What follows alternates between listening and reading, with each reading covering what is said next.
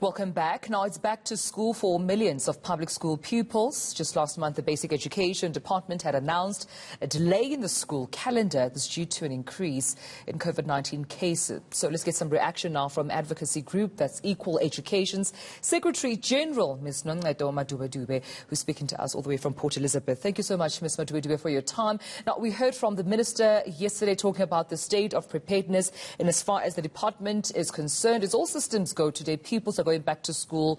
Your perspective in terms of your satisfaction around how the department has fared so far? Yeah.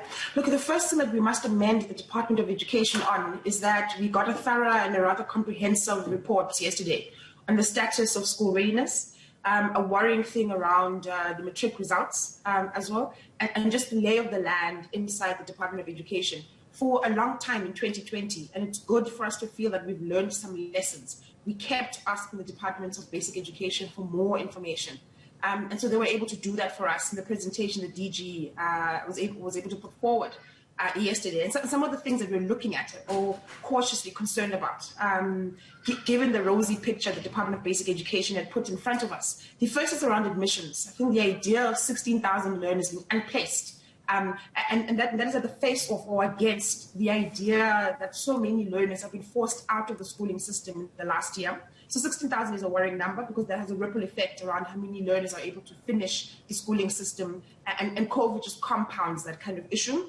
And the DG at the end of that presentation around school admissions ended off by saying that schools and districts know what to do around the 16,000 learners. Now, the Equal Education Law Centre, Equal Education itself, including what the Minister had said are their own offices, are inundated with parents and learners calling, asking for placement for the year of 2021. So it's going to be quite, imagine a disastrous first day for some, or for the 16,000 families. So we're going to cautiously be looking at that. The second is around the prioritization of water and sanitation. Now, Equal Education has been advocating for school infrastructure for close to 10 years now. And we've said to the Departments of Education that it's critical to meet the norms and standards for school infrastructure.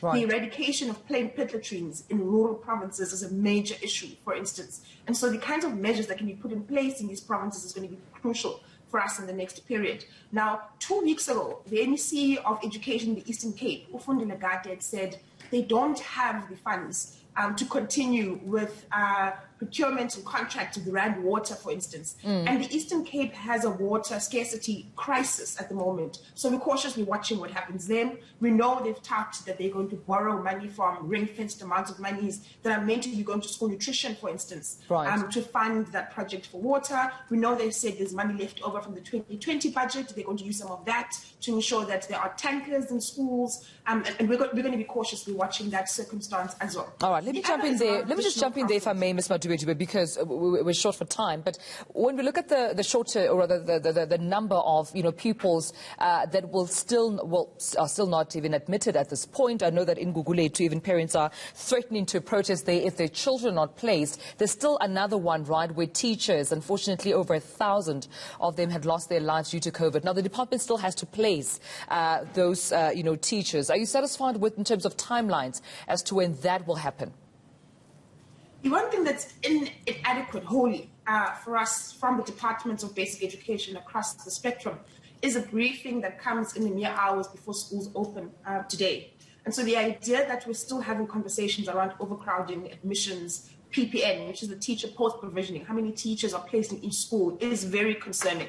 And so we're hoping that the Departments of Education, provincially and nationally, are able to use this first week, not just for the orientation of teachers and learners, but to ensure that every school has enough teachers to accommodate the learners that have signed up in that province. And so we're going to spend the week talking to learners and members of Equal Education in the 5 different provinces we're organizing to ensure that learners are in fact catered to in these provinces. And we do have a small group of young teachers that we're in communications with as well. And they'll be able to give us some sight into what kind of challenges they faced as they've come back into schools this year. All right, unfortunately, due to time, that's all that we have to talk about at this moment. But thank you so much for your time. Noncedo Madubedube.